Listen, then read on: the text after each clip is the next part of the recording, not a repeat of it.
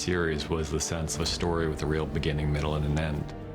For that to work, the final season has to feel like it was where it all came together, or it all fell apart. We kind of built out characters and storylines, and now everything is coming together. Having tied all the knots, it's such a beautiful episode and wonderfully written and directed by the two men that created this madness themselves. Often the best stories are the ones that are both completely surprising in the moment and then in hindsight have an air of inevitability.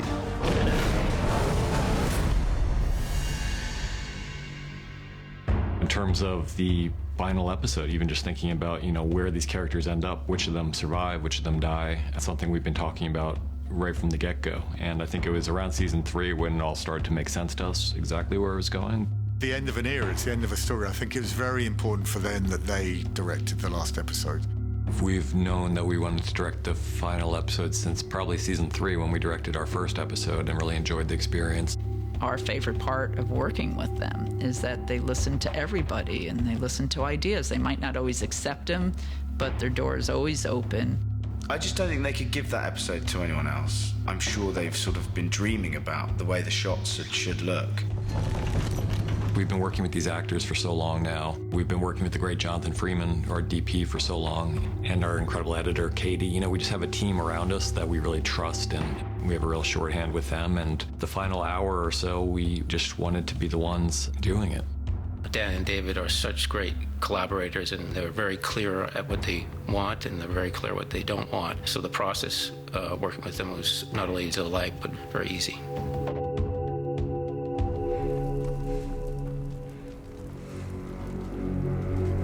We knew episode 6 couldn't just pick up visually where episode 5 left off. And I think from the very beginning we knew that a very large part of episode 6 was being seen, but about the person who was seeing it and what it was doing to him as seen largely in shots that stay very close on Peter's. He starts this journey and he knows what he's going to find, and that's his brother and sister.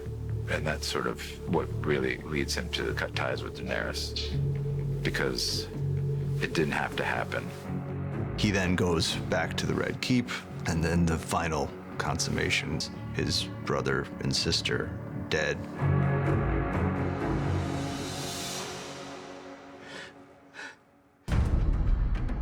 We ended up using these, I won't even call them dummies because they're so well done, that Lena and Nikolai came to set ready to lie down and be dead, but these dummies were so much better at being dead than they were.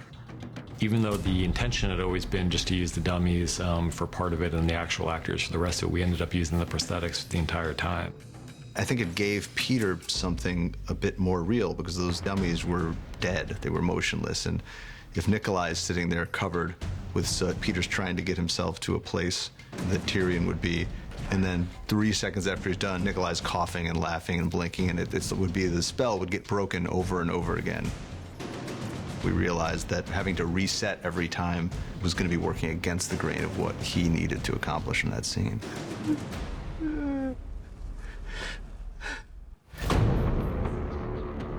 The storyline, episode 6, a lot of it takes place in places that are visually effects enhanced. So the director of photography, Jonathan Freeman, had to work hard at working out the best way to shoot things and then construct what minimal bits of set we could afford. Was almost entirely a virtual set. What was interesting is that our production designer, Deb Riley, decided this year she would like to introduce a tool that we had not used before called VR, virtual reality, but it's applied to filmmaking.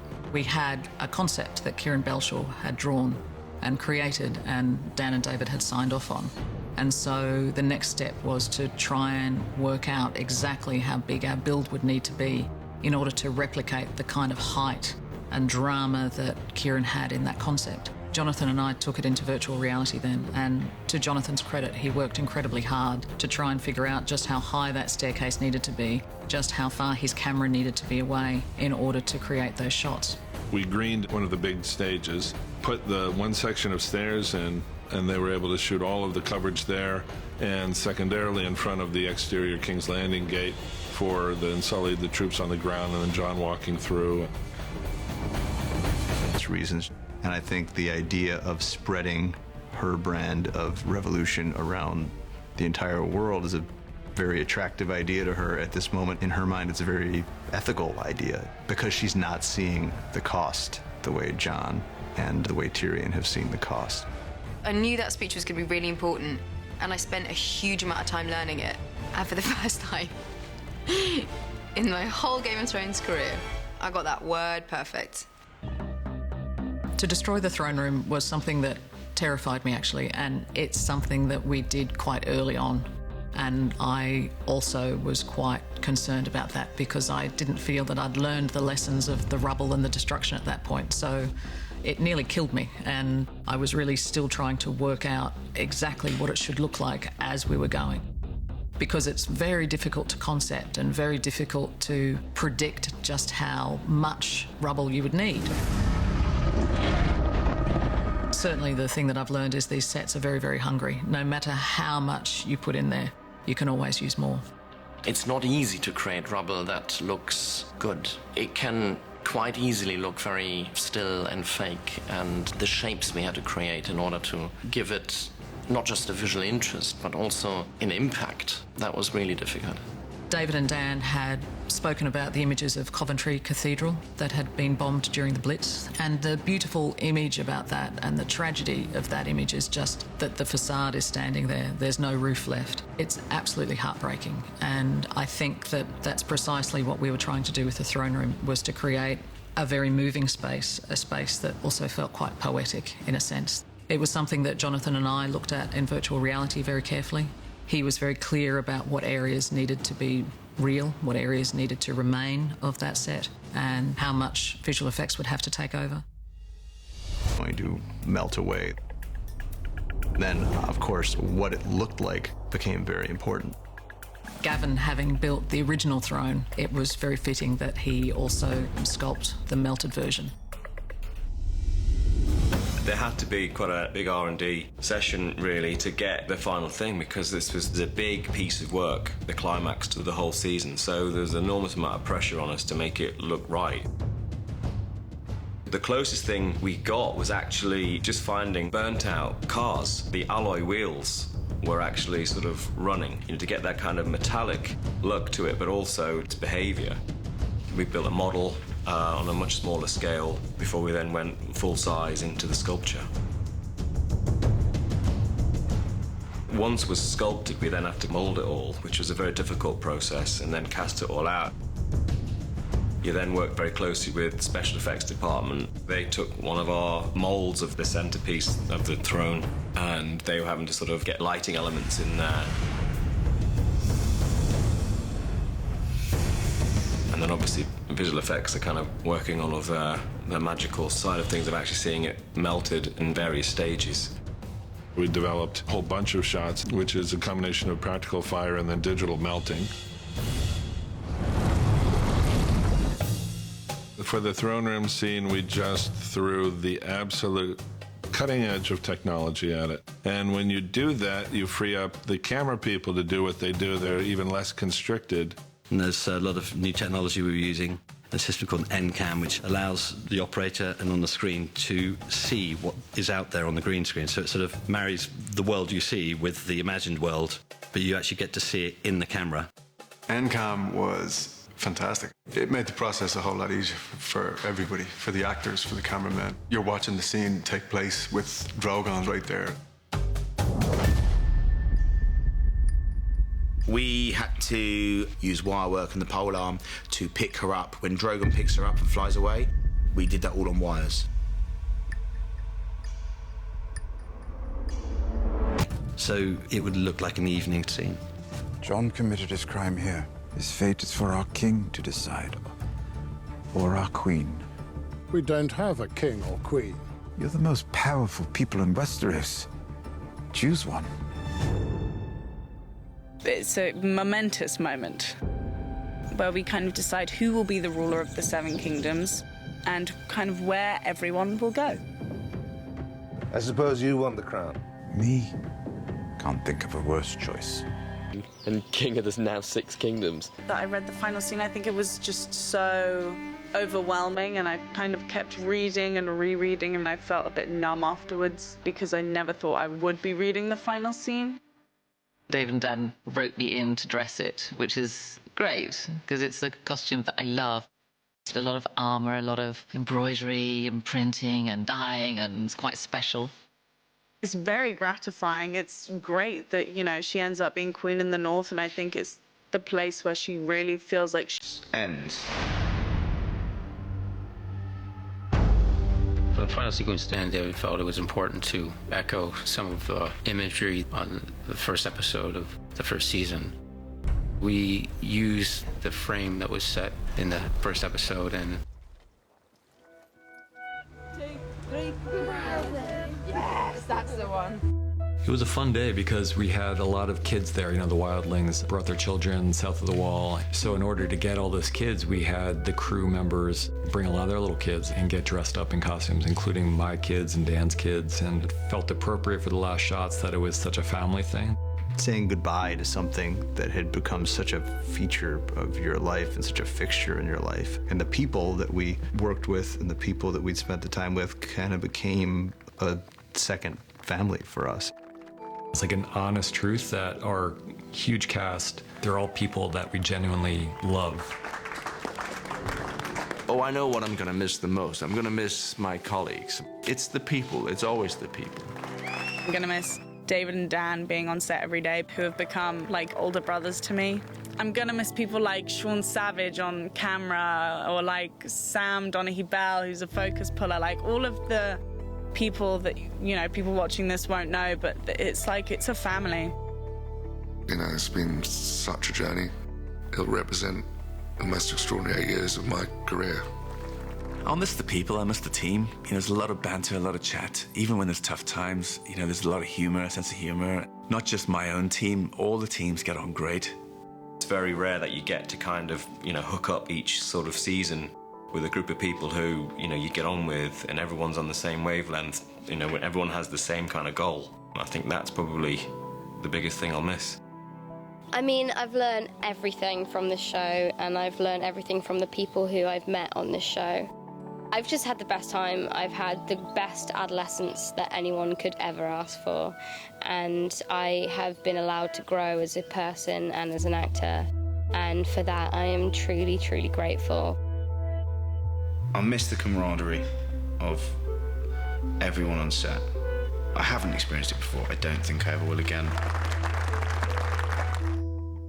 I'll miss everything. It's been the greatest. Not only with the quality of work, but the caliber of the people. I fell in love with this place, fell in love with these people, and in some respects, I think it's a little likewise, so that's a good thing too. This was so nice to come to every year. I look forward to coming back here to Belfast and seeing my family again, my Game of Thrones family. And I mean that sincerely. I know that's something somebody usually says on one of these things, but it's really true in this case. It's our life more than our job.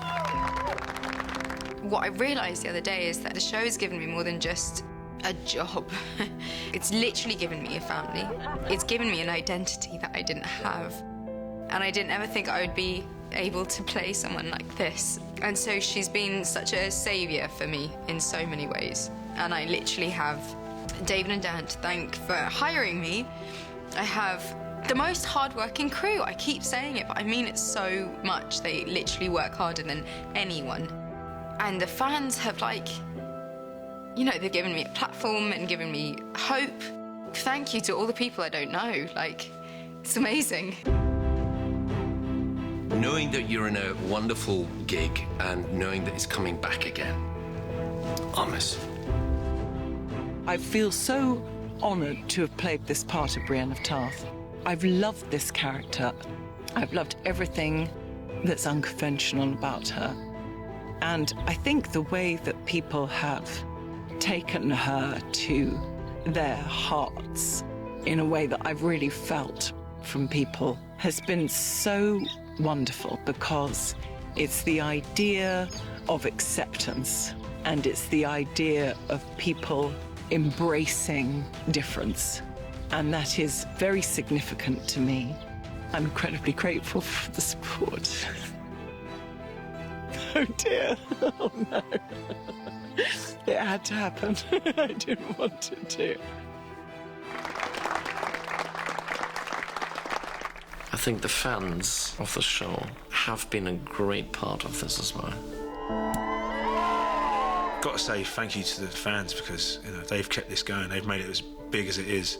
To David and Dan and the fans, I'd say thank you so much for trusting me with this character and giving me the best working experience I think I'll ever have in my life and making every day feel like a collaboration. I'm so grateful to have had Game of Thrones in my life.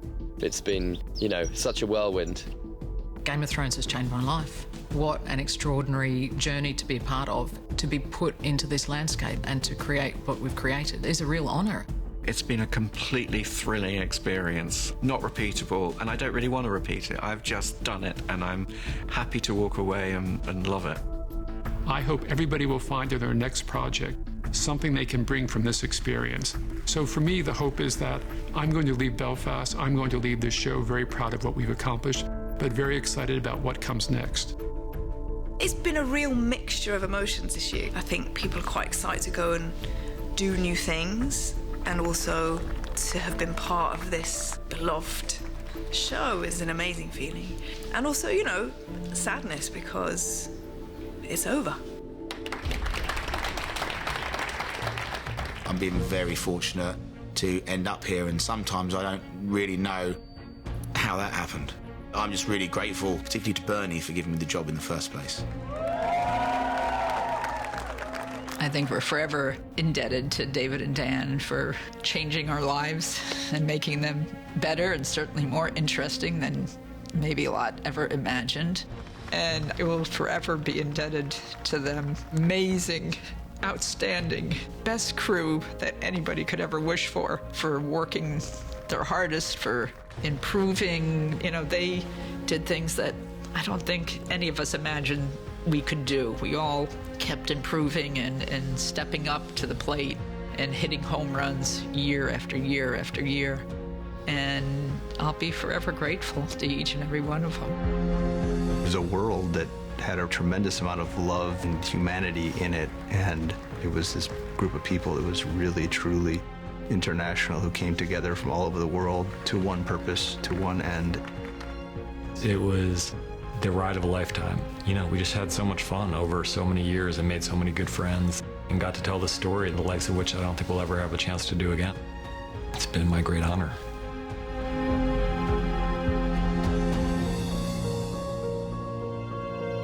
Thank you and good night.